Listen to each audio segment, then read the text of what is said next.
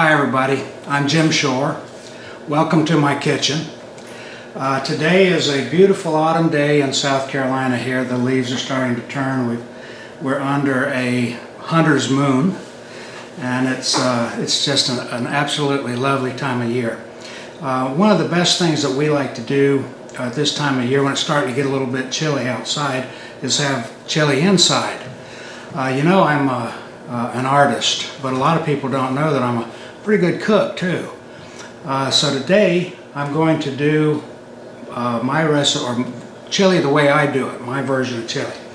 Chili is one of those things that there's as many different ways of doing chili as there is carving a Santa. So this is my version, and I've got all the ingredients out here, and I'll tell you exactly the ingredients I use and how I use them. And I think that you'll like it if you follow these directions, and you can modify it a little bit. And as you go along and get accustomed to these things, you can taste it occasionally and see what you need as far as maybe a little bit more of this or a little bit less of that. Now, what I've started out here with, I've got a cast iron pot here, and I've got just a little bit of bacon grease in the bottom of it. You can use anything. You can use canola or olive oil, and it adds just a little tiny bit of flavor within the things that I'm going to saute. You can use canola oil, olive oil, it's your choice. Now, what I'm going to start off with is I've mixed together here one large yellow chopped onion, and I've chopped it fairly fine. You don't want a lot of big chunks floating around in your chili, so it's reasonably fine. Also, I've chopped one bell pepper. This I've used red, but you can use the stoplight bell peppers. You can use the green or the yellow or what have you. Depends on how festive you want your chili to look.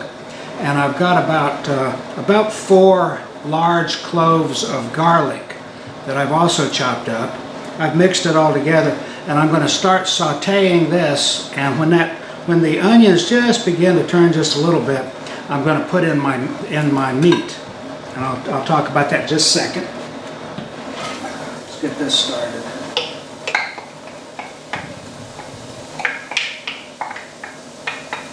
Doesn't hurt to have a long wooden spoon, particularly if you're working with gas like I do, because it keeps you sort of away from the heat. Okay, get that started.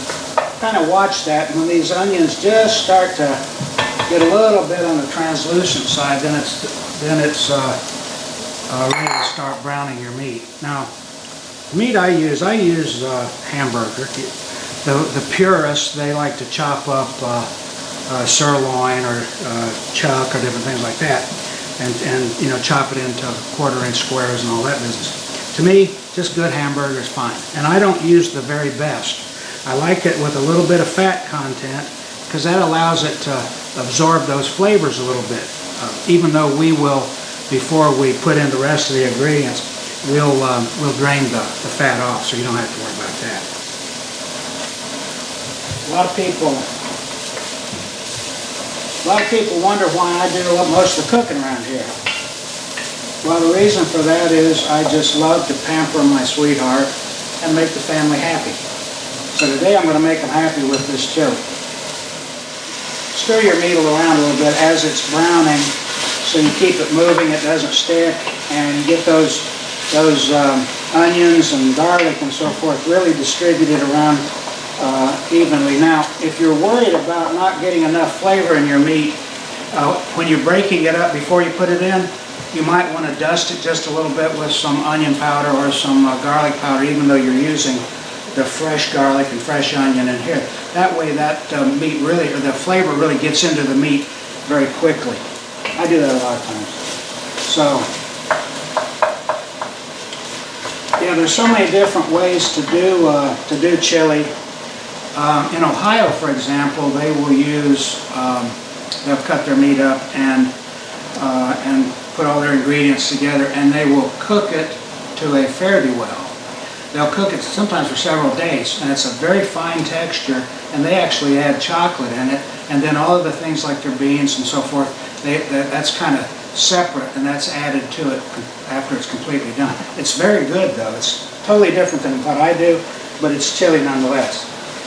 And so everywhere you go, it's like there's 100 right ways and very few wrong ways. You can take this very recipe that I'm telling you about, and you can modify it and adjust it, add to it, subtract from it.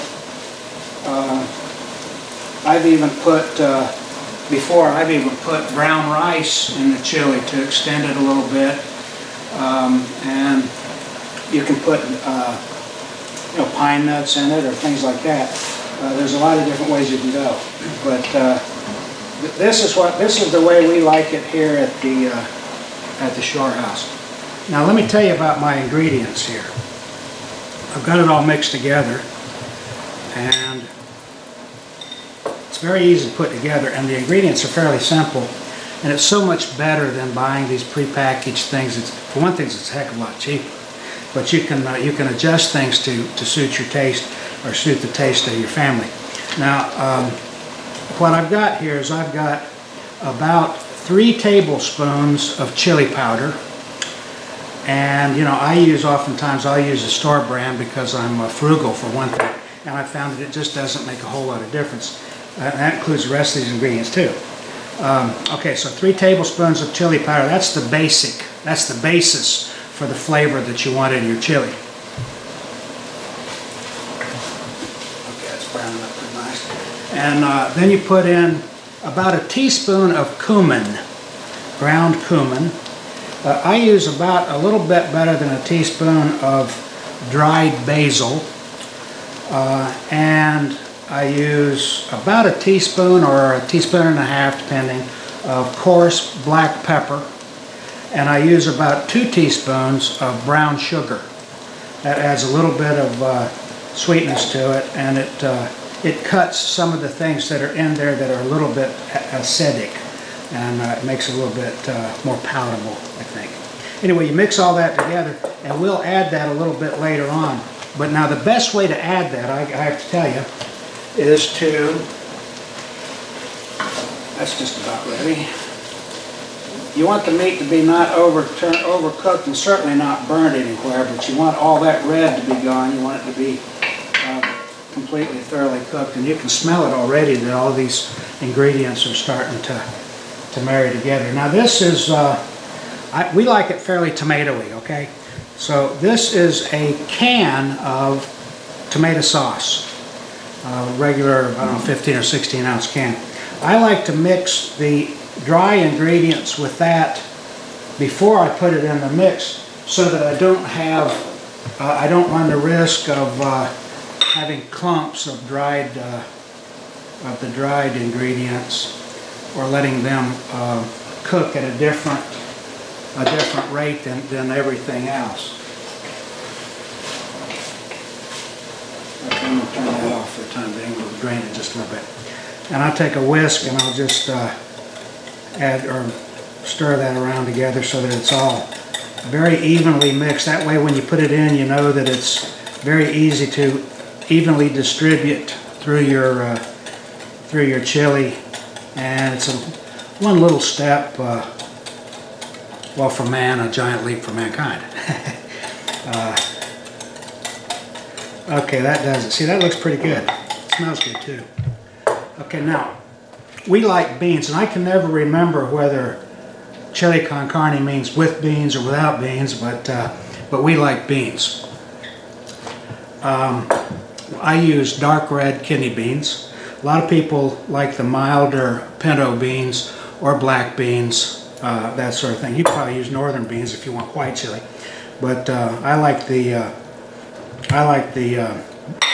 chili or the kidney beans. Now these you can cook them up yourself if you want to, or you can just get them in a can. Either way, a bean's a bean.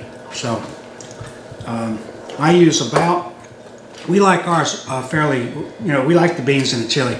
Some people leave it out completely, but so I use generally 3 cans of the kidney beans, and you can adjust that to suit. It doesn't really matter. Now, in addition to that, let me talk for just a minute about the tomato part of it. I've already gotten the 1 can of the sauce in here, as I mentioned earlier. Then what I use 2 cans of stewed tomatoes. They're already infused with a little bit of vegetables and spices and so forth, the onions and whatnot. So it's very flavorful. Okay, we've got our 2 cans of stewed tomatoes and 1 can of diced tomatoes put together in the blender, blendering them to about this kind of consistency. And in addition to that, I like to add 1 chopped carrot. It adds a little bit of additional sweetness to it, and it adds some very nice texture. But if you put it in a food processor, it won't be like chunks of carrot. It'll be, they'll finely grind it up, and it works very well. I've always done that. I do that a lot of things. I do that in sometimes when I'm making stews or different kinds of meats. It's nice to put a carrot that you liquefy, and it's a very nice addition to just about anything. Okay, we're about ready to start putting this stuff together. We're going to drain this, the meat. So we'll do that, and I might add, I want you to be very careful doing all this stuff. That you're going to be dealing with a knife and chopping all this stuff up. I'm used to being around a knife, so I'm pretty good at it, but I don't want anybody to cut themselves. You want this thing to be a lot of fun. You don't want to add any extra DNA in your chili. So anyway, what we're going to do is simply pour this off, and what I will do is I'm going to pour it into a container in the sink. This is a Pyrex container. You don't want to pour that directly down your sink because the greases and so forth will solidify, and you run a risk of messing up your drain, so you don't ever want to do that. So let's just pour this off. Be careful. If you put it in a container like that too, you can, if you get any little chunks of meat that fell out, you can retrieve them and put them back in the mix. So now we got our meat all nice and browned up, as you can see. Now we're starting to put together things and actually make this into some chili. I'll start out with the tomato mixture. Get that in there. Let me get my fire started under my pot again. Okay.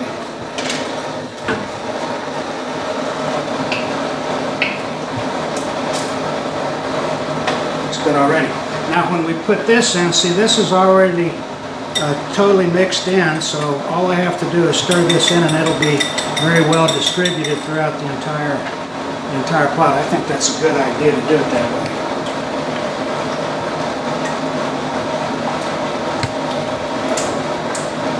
So you don't have any parts of it that's more heavily seasoned than the other, and you don't have any little pieces of overcooked or undercooked spice mix. So there we go. Okay. Now we can add our beans.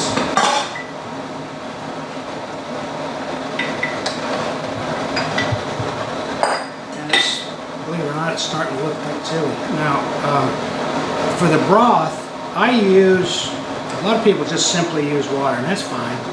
But I start off with beef broth to give it a little bit of more character and some really good flavor. I generally start off with 2 cups of this, and then if I want to thin it from that point, then I can use water. Because this is, pretty strong.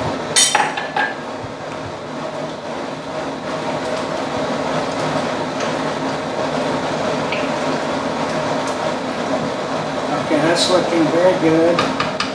Now the last thing I like to do is I like to take just a little bit of apple cider vinegar and put in about half a tablespoon of apple cider vinegar.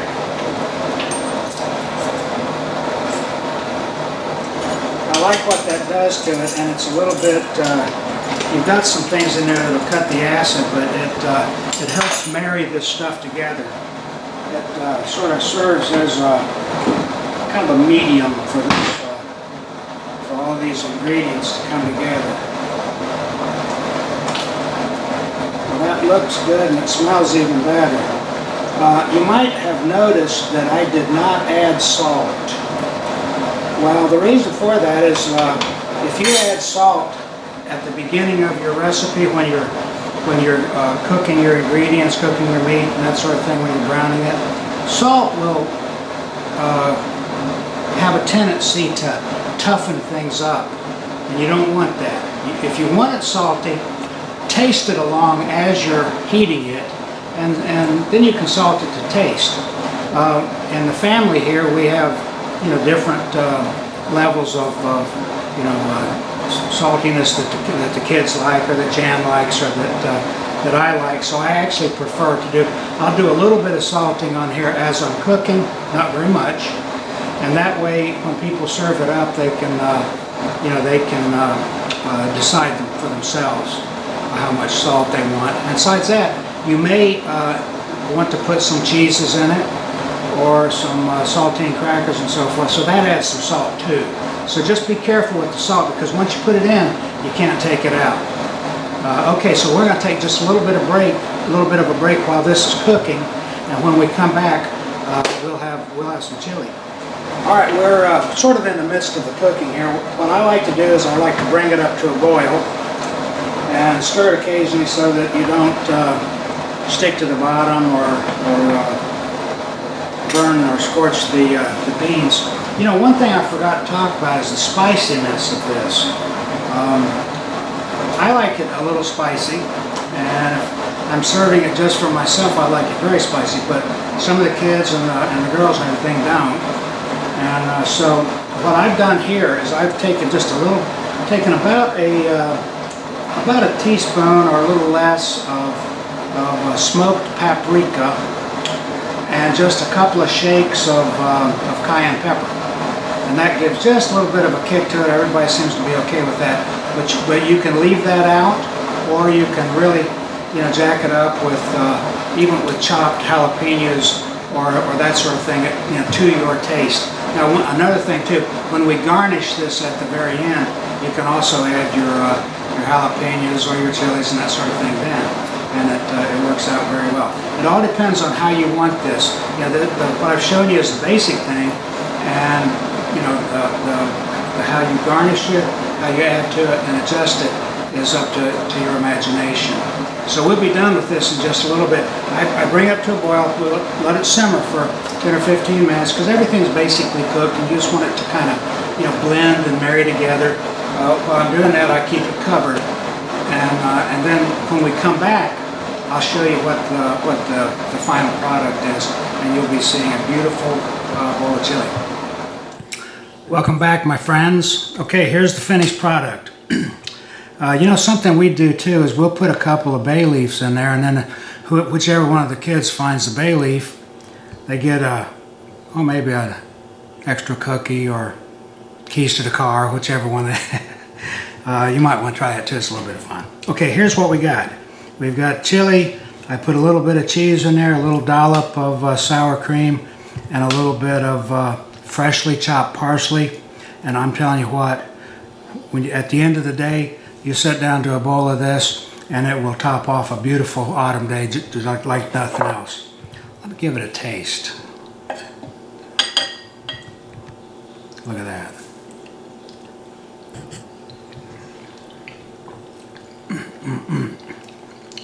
Just like Mama used to make. Follow my recipe, and I think you'll be a real hero at the house. So God bless you all. We'll be back again with some more of this kind of stuff, and I hope to see you again. Take care. And as the seasons come up, I hope that you and your family have a wonderful time sharing this kind of stuff. It really brings you together, and it's a wonderful thing to do. Bye for now.